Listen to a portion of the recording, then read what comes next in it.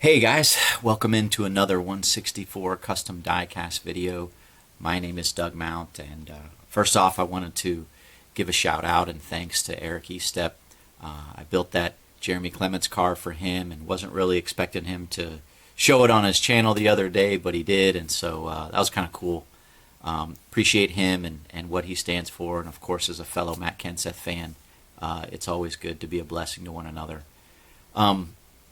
I wanted to take the opportunity to talk a little bit about my channel and about myself, really, because I've seen a significant jump in subscribers. I'm up over 700 now, and it's just amazing that many people would subscribe to my channel and watch my videos.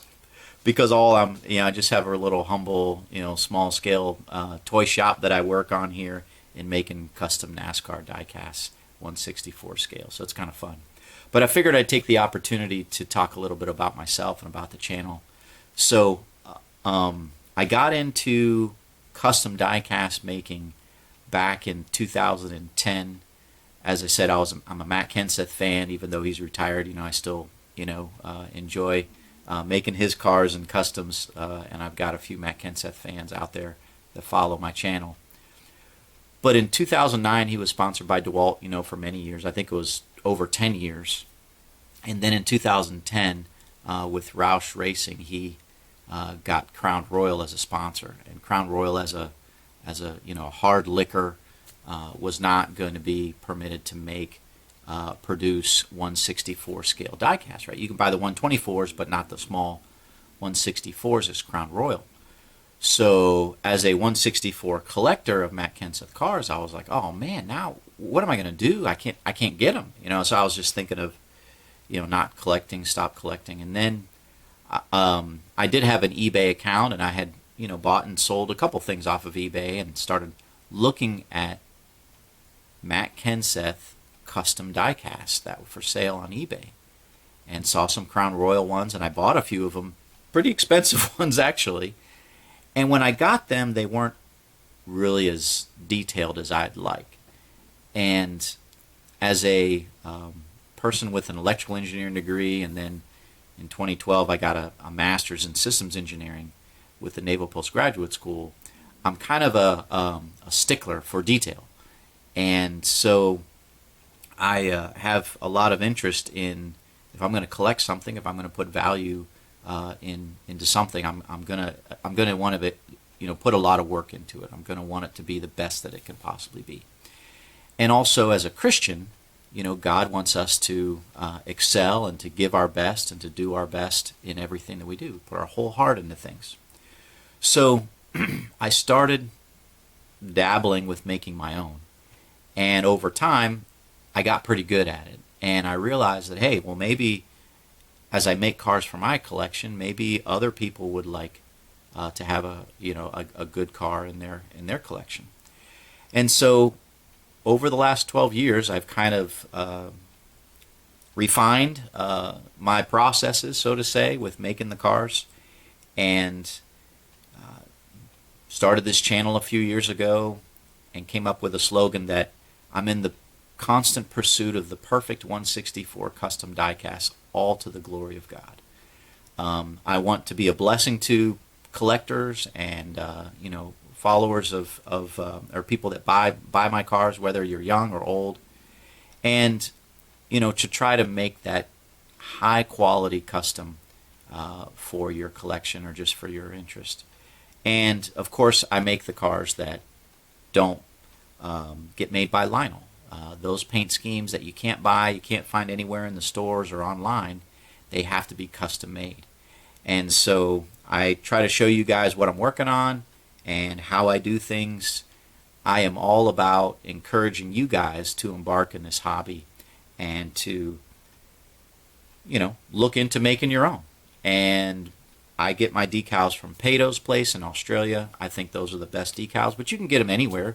You find them, people sell them on eBay, and there's other websites that sell decals. I primarily focus on water slide decals, not the stickers.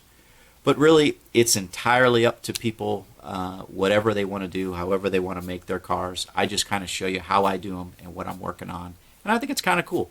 I enjoy the different paint schemes. like I'm sure a lot of you NASCAR fans do. And I also enjoy, just making them. Just making them for whether it's my collection, whether it's a custom request from somebody, or if it's just something that I want to make of interest and I want to sell on eBay. That's what I enjoy doing. So that's kind of a little bit about my channel and my hobby. The other thing is I enjoy talking about politics and religion. Back in the day, I was talking to a pastor friend of mine, and I was sharing with him a little bit of my frustration with talking to people about the Bible and about God, and he said, there's really two things people don't like to talk about, and that's politics and religion. Well, those are the two things I really like to talk about. I have great interest in, and as an engineer working for the Marine Corps here in Northern Virginia, right outside Quantico, you're hit with the politics all the time. Washington D.C., the political capital of the world, and as a Christian, I understand the call of God for me to live my life to honor Him and to encourage other people to follow Him, to come to know Him. And so inevitably, as you see my videos, I may share what I've been reading in the Scriptures. I became a born-again Christian when I was a freshman in college, and pretty much every day since then I've been reading the Bible. And I thoroughly enjoy what I read. I honestly believe it's the Word of God, and in addition to applying it to my life, God calls me to share and encourage other people to read the Scriptures and to come to know Jesus Christ as their Savior. And so you'll hear a little bit about that here on this channel. And if you guys are NASCAR fans, NASCAR is kind of that sport that grew up in the South, kind of in that Bible Belt, and they're the sport that has a prayer before each race, and it's a Christian prayer. And I really enjoy that. I really enjoy that part of NASCAR, that kind of that culture of NASCAR, of giving honor to God and asking for His blessing on the race, and not shying away from that. Sure, there's some things that have happened lately with NASCAR and maybe getting a little away from maybe its roots, but at the end of the day, it's the only sport that prays that I know of, the only major sport that prays before an event, and I think that's pretty cool. And so if you're like me, you like NASCAR, maybe you're conservative in your politics, and you have a relationship with Christ, those are the things I kind of talk about here on this channel. So I want to take a turn now in the video. I'm just going to pause it for a minute and show you what I've been working on. And of course, at the end, I'll share a Bible verse that I've been looking at this last couple weeks, and it's been encouraging and challenging to me. And so that's a little bit about this channel and about what I do here. So let me pause it, and we'll transition to this other view. Okay, so a couple things I've been working on. And actually, if you watch my videos, you'll see my workshop table, my little workshop table here. I've got a few stations, so to say. I got 7 right now. But I'm working on all these different cars, and they're at different stages. Primarily, as you can see, I've done some painting. I set them on top of those little tester paint bottles, let them dry, and then I glue them, put them all back together, and then start decaling them. And so I've got a few here that I've been decaling the last few days. One thing that I recently completed, and actually I'm in the stage of putting some coats of clear sealer on, is this super rare 1996 Dale Earnhardt Jr., believe it or not, Ford Thunderbird number 3 STP. And so Joey asked for this car, and so when he asked for it, I was like, what the heck? Dale Jr. drove a Ford? And so I was like, okay, I mean, if Pato's Place offers the decals, I can pretty much do it. Some cars are harder than others to put together, but at the end of the day, I started doing some research on that day in 1996 that Dale Jr. drove a Ford. And there's an article, I think it's on NASCAR.com. If you Google it, you can find it. But apparently he was driving in a late model race in Nashville at the fairgrounds. And in qualifying / practice, he wrecked. And back then, late model, they didn't have a spare, a backup car. And so Bobby Hamilton apparently approached him and said, hey, I've got this car here. It's a car, apparently, Casey Atwood, who was driving the 43 STP in the late model series, didn't really like, and said, hey, it was kind of maybe a backup or a third car for Casey. But anyways, he said, hey, you want to drive it? You can drive it, and then you can race. And so, Dale Jr.'s a racer. I think he had tried to call his dad and maybe his business partner, giving him direction as a young, driver. Hey, can I drive a Ford? Is it going to cause a problem? And apparently what happened was he was told, yeah, you can drive it, but don't really talk about it much. So he jumps in this Ford Thunderbird and taped off the 4. So that's why it's blacked out. I'm not sure why there's a tape off here. Maybe it was crossing off Casey Atwood's signature on the car. But taped it off because, you didn't want to be seen driving the 43. And so it just shows the 3, obviously his dad's number. But then he drove it and raced really well in it. Apparently was dominating the race, and with like 20-30 laps to go, he blew a transmission, and that was it. So he never, ever drove a Ford other than this late model race. And so, like I said, Pato offers the decals, and I see a little fuzzy here. And so I put it together for Joey. But yeah, that's kind of cool. Kind of cool. I've never, as a Matt Kenseth fan, not really a junior fan, so I, kind of oblivious to some of the things that Dale Jr. was doing. But anyways, that's a car that just finished up. I'm also working this Brandon Brown pink. I don't say pink lemonade, but it's Larry's hard lemonade. And this was the car that he won at Talladega last year, and kind of kicked off the whole "Let's go Brandon, F Joe Biden," chant. If you remember, he was in victory lane, and the people were chanting derogatory comments towards our president, and the reporters like, hey, they're saying "Let's go Brandon," and we know they weren't, and so that's the beginning of the "Let's go Brandon" chant.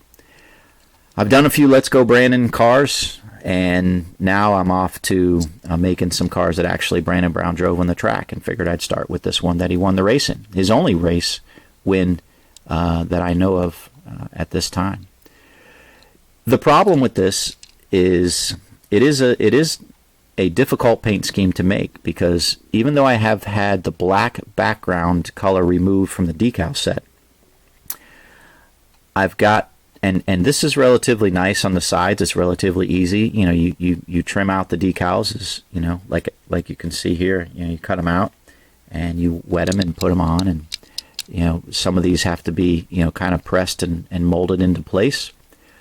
But the roof is tough, because I've got to get this to lay as smooth and flat to the surface as I can. And so that's where a product like Microsol comes in. It really softens the decals up, and as it says, to conform to irregular surfaces for a painted-on look. And so I'll be applying some of this to this roof here to get this to lay down smooth and flat over top of the roof lines here, which are pretty predominant on this Xfinity Chevy. And then we'll be putting this on. I'll probably have to trim it a little bit. We'll put this on and get that to line up there. To complete this side, and then I'll start working on this other side. I'm also working on this Matt Kenseth, kind of this one-off gold Taurus. And I've got some older decals here. And I'm putting this together. Probably put this up on eBay. Let's see. I'm also going to work up this Chase Briscoe Mobile 1. And was it Mobile 1000? On this one I had the silver background removed. So what I've done, actually just this morning, just got a coat of silver paint on this car. And now I can start putting it together, putting all the plastic pieces back together. And then I usually decal the car after I put it all back together. Some people will decal the car at this stage, but my experience is go ahead and get everything back together and then decal it. But you can do it as you see fit. You know, that's the great thing about, you know, our hobbies and how we do things is there's no set process. I show you how I do it, and you guys are free to do it the way that you want to. That's the joy of this hobby. So let me share a verse of scripture that I've been going through lately, and it's in the book of Psalms. And then we'll close out this video. So if you haven't realized already, I'm kind of a no-frills guy. My videos aren't really that flashy. I just go on content and share with you guys what I've been doing. And, you know, in my humble little way of trying to share with you guys a little bit about myself and about the hobby. But I've been working on Psalm 25 and verse 5. You can see it here in my King James Bible that you can see I like to make notes and underline stuff. Okay, so one thing about the scriptures, right, and really with anything that you read, you always want to read in context. You want to consider all that's going on, the time period, and, you know, ask those questions of who, what, when, where, and why, and how, and that kind of stuff when we read and observe Scripture. And then you move on to interpreting Scripture and then applying it to your life. And if you do a lot of observation, you can generally move quickly through the interpretation and application phase. But it says in verse 5, "Lead me in thy truth and teach me, for thou art the God of my salvation. On thee do I wait all the day." And so, as David's praying and in, you know, these Psalms, you know, these Psalms are really the song book of the Israelites. They would sing these. And Israelite children would memorize all these Psalms, and they would sing them throughout their day. And, you know, not very many people at that time knew how to read. Not very many people knew, you know, or had, you know, the Word of God written in, you know, down in paper, let alone on their cell phones so they could read it, or mobile phones. So they would verbally sing the songs and pass them from generation to generation. And so it's interesting that he says, "Lead me in thy truth and teach me." So what is thy truth? Well, we know from the book of John, when Jesus says in John 17:17, "Sanctify them by thy truth. Thy word is truth." And so God's word is true. And we can put ourselves in David's shoes and say, "God, lead me in thy truth." And so we need to be in God's truth, his word. And we need to ask him to teach us. You know, God is the great teacher. His word is there, as it says in 2 Timothy, it is profitable for doctrine, reproof, instruction in righteousness, that the man of God may be perfect, thoroughly furnished unto every good work. So the scriptures, when we read them, we're reading the actual words of God, and it is to teach us and instruct us on how to live a life that honors him, and give us strength for the fight, because we are in a fight. And if you know anything about David, he was in a fight from the time he fought the bear and the lion protecting the sheep as a young boy. He was in a fight his whole life. Whether he was fighting animals or Goliath or King Saul or the Philistines or the Amalekites, I mean, you name it, he was fighting people, even his own family. And so the guy, as full of faults as he was, scriptures say he was a man after God's own heart, and he was near and dear, calling out to God regularly for help. And here he says, lead me, teach me. You are the God of my salvation. On thee do I wait all the day. And the word wait is an interesting word. You can look it up and try to study the original Hebrew. New Testament was Greek. There's a little bit of Aramaic in the Old Testament, but largely the Old Testament is, the original language is Hebrew.